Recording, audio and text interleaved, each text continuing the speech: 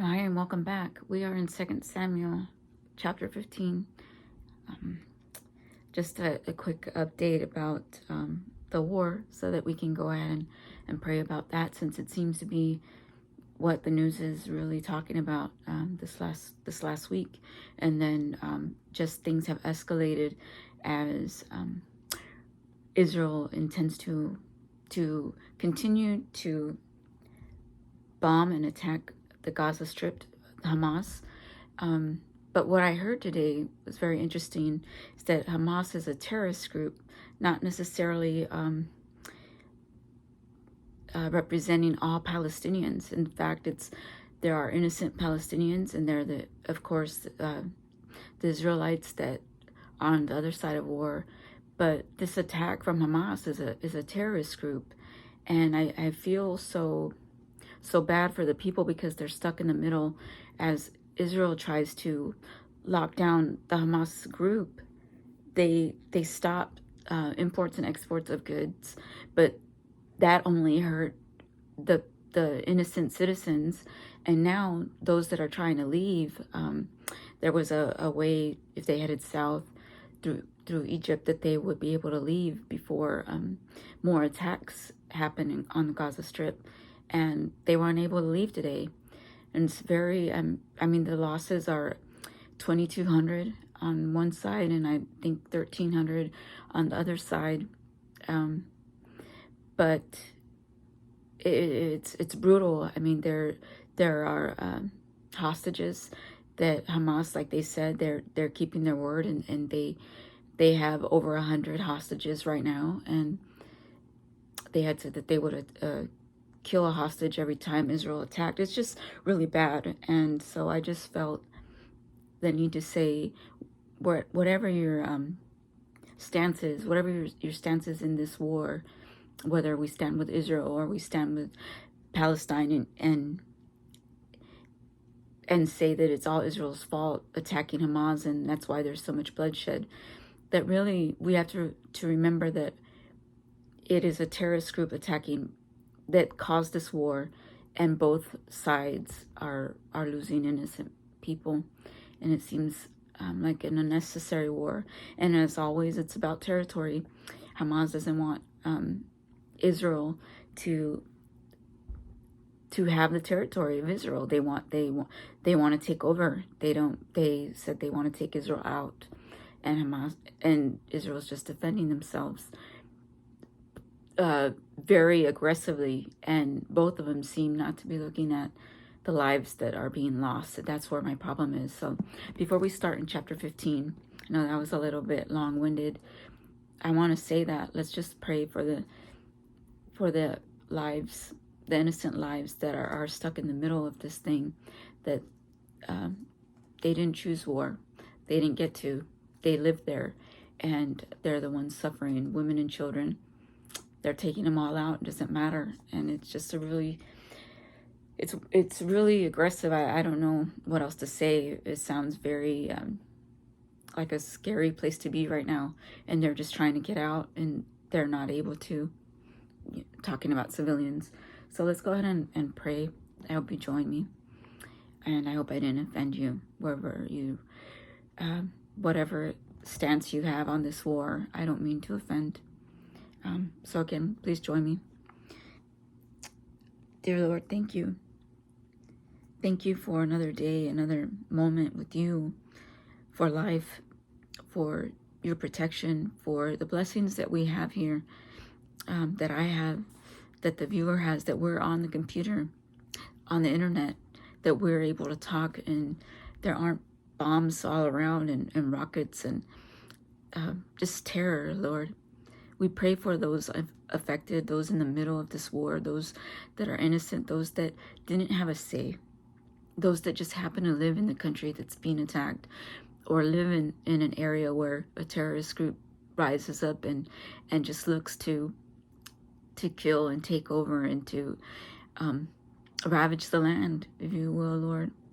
For lack of a better word, I just want to say it's sad, it's heartbreaking, it leaves you feeling defenseless, because we can't do anything here.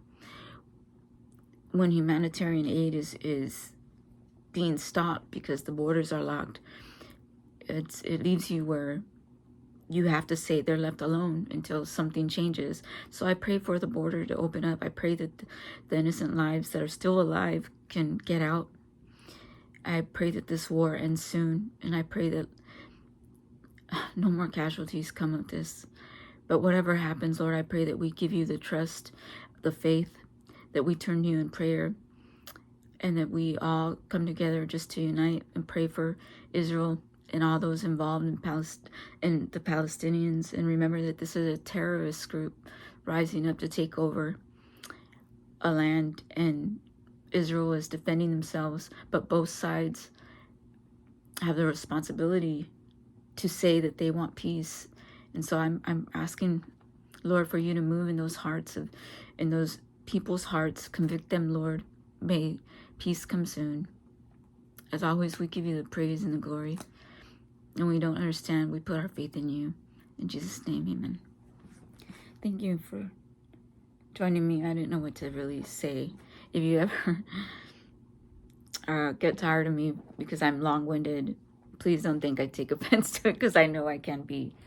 It's just sometimes you don't know what to say when it's something like that. And you know it's not something to take lightly when people are dying right now, as we're reading here in our homes, with our family, with our things, in peace. Like, we're not scared of a rocket coming over here. We're not scared of bombs all around us, and it just makes me feel bad. I don't want you to feel bad. It just, I don't know why especially when it comes about religion, because of course, even though they're not saying it, they're calling it the Holy War. And what does that mean? It sounds like it's one group against the other for what they believe. And the news isn't saying that, but I don't mean this to be something that separates us. I just mean for it to be something that we can come together and do while we have it here at our access, like it's accessible to us, the word. And one day I'm being told it won't be. So I want to read it now before it's too late, before they say it's not safe to read it in the open.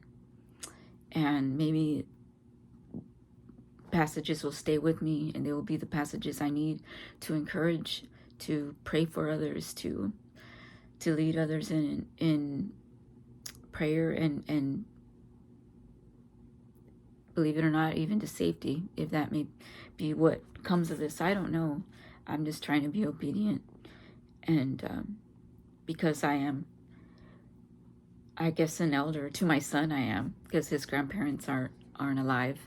He has a grandmother in Florida, but besides her, it's myself and him. And if anything was to happen, like what's going on in Israel, he would look to me like, what would we do? And I want to be able to say, or I want to believe that I will stand on truth. I will keep my faith, and I will always do my best to do what's right. And I want to believe that I'll have the words to keep him encouraged and moving in the right direction. So, yeah. 2 Samuel chapter 15. After this it happened that Absalom provided himself with chariots and horses and 50 men to run before him. Now Absalom would rise early and stand beside the way to the gate. So it was whenever anyone who had a lawsuit came to the king for a decision, that Absalom would call to him and say, "What city are you from?" And he would say, "Your servant is from such and such tribe of Israel." Then Absalom would say to him, "Look, your case is good and right, but there is no deputy of the king to hear you." Moreover, Absalom would say, "Oh, that I were made judge in the land, and everyone who has any suit of cause would come to me. Then I would give him justice." And so it was whenever anyone came near to bow down to him, that he would put out his hand and take him and kiss him. In this manner Absalom acted toward all Israel who came to the king for judgment. So Absalom stole the hearts of the men of Israel.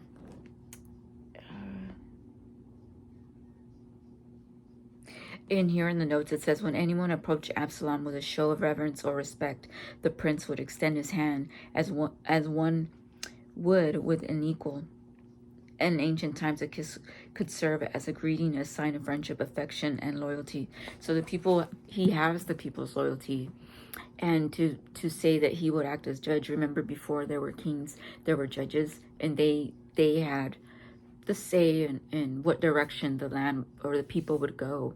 In this, they were rulers, so he's already putting himself in that position.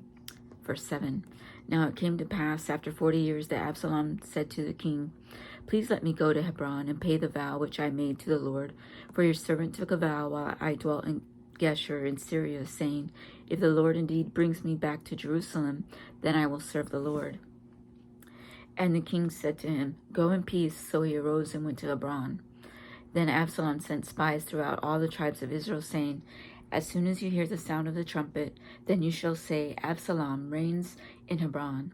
And with Absalom went 200 men invited from Jerusalem, and they went along innocently and did not know anything.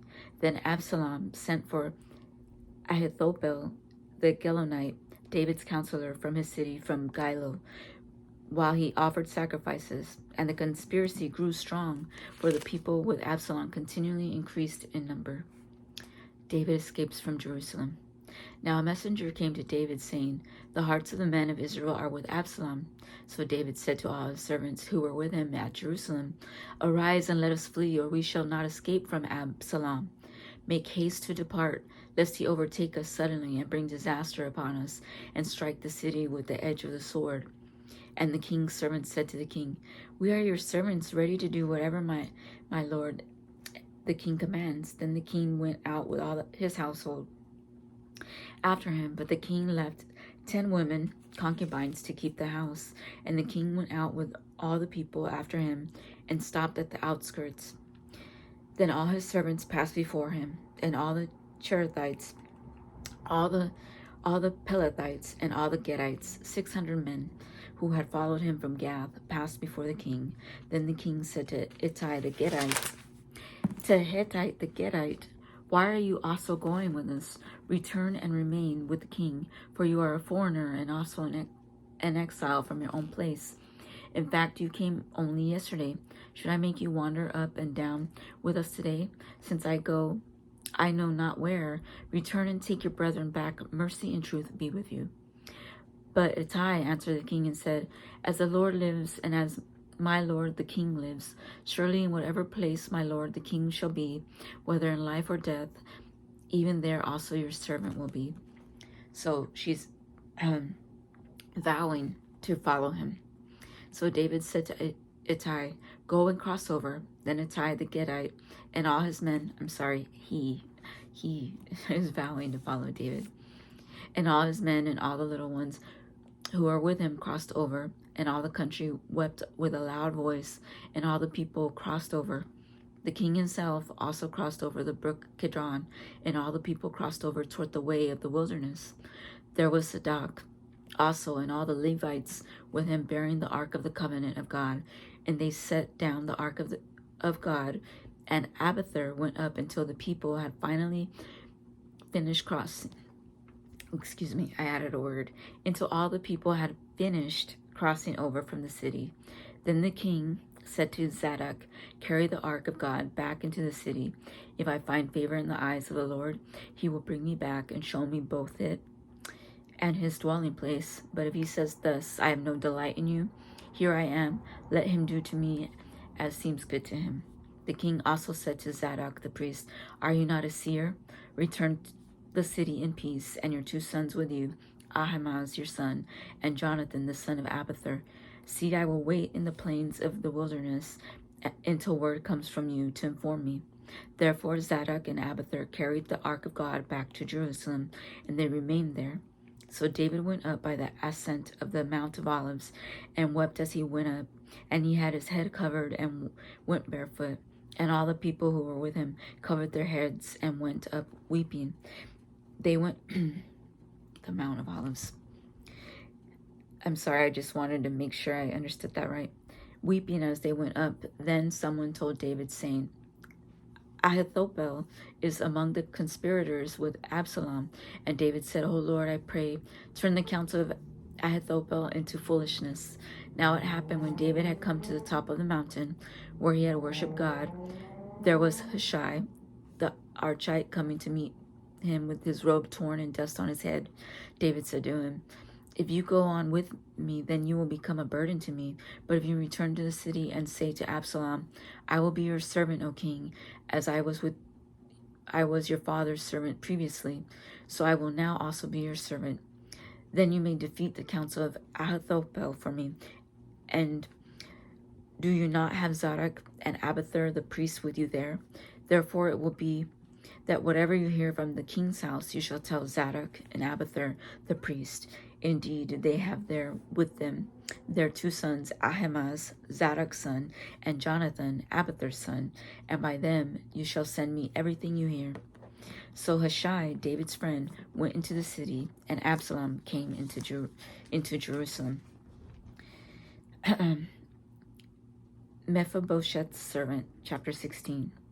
When David was a little past the top of the mountain, there was Ziba, the servant of Mephibosheth, who met him with a couple of saddled donkeys, and on them 200 loaves of bread, 100 clusters of raisins, 100 summer fruits, and a skin of wine. And the king said to Ziba, "What do you mean to do with these?" So Ziba said, "The donkeys are for the king's household to ride on, the bread and the summer fruit for the young men to eat, and the wine for those who are faint in the wilderness to drink." Then the king said, "And where is your master's son?" And Ziba said to the king, "Indeed, he is staying in Jerusalem, for he said today, 'The house of Israel will restore kingdom of my father to me.'" So the king said to Ziba, "Here all that belongs to Mephibosheth is yours." And Ziba said, "I humbly bow before you, that I may find favor in your sight, my lord, O king." Shimei curses David. Now when King David came to Bahurim, there was a man from the family of the house of Saul, whose name was Shimei, the son of Gera, coming from there. He came out cursing continuously as he came, and he threw stones at David and at all the servants of King David, and all the people and all the mighty men were on the right hand and on his left. Also Shimei said thus when he cursed, come out, you bloodthirsty man, you rogue. The Lord has brought upon you all the blood of the house of Saul, in whose place you have reigned, and the Lord has delivered the kingdom into the hand of Absalom your son. So now you are caught in your own evil, because you are a bloodthirsty man." Then Abishai the son of Zeruiah said to the king, "Why should this dead dog curse my lord the king? Please let me go over and take off his head." But the king said, "What have I to do with you, you sons of Zeruiah? So let him curse, because the Lord has said to him, 'Curse David.' Who then shall say, 'Why have you done so?'" So Absalom is David's son. And technically, David should be the king that everybody follows. But Absalom is fighting King David. And the reason King David is taking it, it's almost like King David has a sense of guilt and shame because of his sins in the eyes of the Lord. And that's why he says, if the Lord, it says, curse David, then who am I? Who then shall say, why have you done so? Like, who will question them cursing David? So he doesn't want his servant Abishai, the son of Zeruiah, who's saying, why should this dead dog curse my lord, the king? Please let me go over and take off his head, like he's mad for King David. But King David doesn't let him. So verse 11, and David said to Abishai and all his servants, "See how my son who came from my own body seeks my life? How much more now may this Benjamite let him alone and let him curse? For so the Lord has ordered him. It may be that the Lord will look on my affliction, and that the Lord will repay me with good for cursing this day." And as David and his men went along the road, Shimei went along the hillside opposite him and cursed as he went through stones at him and kicked up dust. Now the king and all the people who were with him became weary, so they refreshed themselves there. The advice of Ahithophel, 15. Meanwhile, Absalom and all the people, the men of Israel, came to Jerusalem, and Ahithophel was with him. And so it was when Hushai the Archite, David's friend, came to Absalom that Hushai said to Absalom, "Long live the king, long live the king." So Absalom said to Hushai, "Is this your loyalty to your friend? Why did you not go with your friend?" And Hushai said to Absalom, "No, but whom the Lord and this people and all the men of Israel choose, his I will be, and with him I will remain." Remember, King David told him, sent him to go to Absalom. So he's fibbing and saying, I will be with him. I will remain. He was sent by King David so that he can send word back to King David of what his son was doing or saying. Furthermore, whom should I serve? Should I not serve the presence of his son, as I have served in your father's presence? So will I be in your presence. Then Absalom said to Ahithophel, "Give advice as to what we should do." And Ahithophel said to Absalom, "Go to your father's concubines, whom he has left to keep the house, and all Israel will hear that you are abhorred by your father. Then the hands of all who are with you will be strong."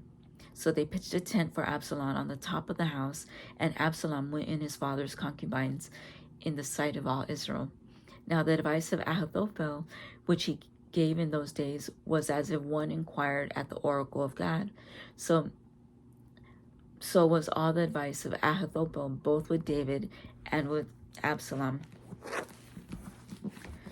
I said that wrong. I should have said, it was as if one had inquired at the oracle of God. So was all the advice of Ahithophel, both with David and with Absalom. Chapter 17. Moreover, Ahithophel said to Absalom, "Now let me choose 12,000 men, and I will arise and pursue David tonight. I will come upon him while he is weary and weak, and make him afraid, and all the people who are with him will flee. And I will strike only the king. Then I will bring back all the people to you. When all return except the man whom you seek, all the people will be at peace." And the saying pleased Absalom and all the elders of Israel. The advice of Hushai. Then Absalom said, "Now call Hushai the Archite also, and let us hear what he says too." And when Hushai came to Absalom, Absalom spoke to him, saying, "Ahithophel has spoken in this manner. Shall we do as he says? If not, speak up." So he's asking, should I listen to this man's advice? So Hushai said to Absalom, "The advice that Ahithophel has given is not good at this time. For, said Hushai, "you know your father and his men, that they are mighty men, and they are enraged in their minds, like a bear robbed of her cubs in the field. And your father is a man of war, and will not camp with the people. Surely by now he is hidden in some pit or in some other place. And it will be when some of them are overthrown at the first, that whoever hears it will say, 'There is a slaughter among the people who follow Absalom.' And even he who is valiant, whose heart is like the heart of a lion, will melt completely. For all Israel knows that your father is a mighty man, and those who are with him are valiant men. Therefore I advise that all Israel be fully gathered to you, from Dan to Beersheba, like the sand that is by the sea for multitude, and that you go to battle in person. So we will come upon him in some place where he may be found, and we will fall on him as the dew falls on the ground. And of him and all the men who are with him there shall not be left so much as one. Moreover, if he has withdrawn into a city, then all Israel shall bring ropes to that city, and we will pull it into the river until there is not one small stone found there." So Absalom and all the men of Israel said, "The advice of Hushai the Archite is better than the advice of Ahithophel." For the Lord had purposed to defeat the good advice of Ahithophel, to the intent that the Lord might bring disaster on Absalom. Hushai warns David to escape. 15. Then Hushai said to Zadok and Abiathar the priest, "Thus and so Ahithophel advised Absalom and the elders of Israel, and thus and so I have advised. Now therefore send quickly and tell David, saying, 'Do not spend this night in the plains of the wilderness, but speedily cross over, lest the king and all the people who are with him be swallowed up.'" Now Jonathan and Ahimaaz stayed at En Rogel, for they dared not be seen coming into the city. So a female servant would come and tell them, and they would go and tell King David. Nevertheless, a lad saw them and told Absalom. But both of them went away quickly and came to a man's house in Bahurim, who had a well in his court, and they went down into it. Then the woman took and spread a covering over the well's mouth, and spread ground grain on it, and the thing was not known. And when Absalom's servants came to the woman at the house, they said, Where are Ahimaaz and Jonathan? So the woman said to them, They have gone over the water brook. And when they had searched and could not find them, they returned to Jerusalem. Now it came to pass, after they had departed, they came up out of the well and went and told King David, and said to David, Arise and cross over the water quickly, for thus has Ahithophel advised against you. So David and all the people who were with him arose and crossed over the Jordan. By morning light, not one of them was left who had not gone over the Jordan. I want to correct myself. It was Hushai who was giving word to David of what his son Absalom was doing, not what is his name? And I don't mean to do this. We're almost done here with 17. Ahithophel. I had said it was Ahithophel that was going to Absalom to get word and to tell David. It was Hushai. I'm sorry, not Ahithophel. But here we are in 23. Now when Ahithophel saw that his advice was not followed, he saddled a donkey and arose and went home to his house, to his city. Then he put his household in order and hanged himself and died, and he was buried in his father's tomb. Then David went to Mahanaim, and Absalom crossed over the Jordan, he and all the men of Israel with him. And Absalom made Amasa captain of the army instead of Joab. This Amasa was the son of a man whose name was Jethro, an Israelite, who had gone into Abigail, the daughters of Nahash, sister of Zeruiah, Joab's mother. So Israel and Absalom encamped in the land of Gilead. Now it happened when David had come to Mahanaim that Shobi the son of Nahash from Rabbah of the people of Ammon, Machir the son of Amiel from Lo-debar, and Barzillai the Gileadite from Rogelim brought beds and basins, earthen vessels, and wheat, barley, and flour, parched grain and beans, lentils and parched seeds, honey and curds, sheep and cheese of the herd, for David and the people who were with him to eat. For they said, The people are hungry and weary and thirsty in the wilderness. That is where we'll stop today. That was 15 all the way through into 17, and we'll continue in 18. I hope to be able to see. I hope that you join me. And as always, take care of yourself. God bless you. Bye.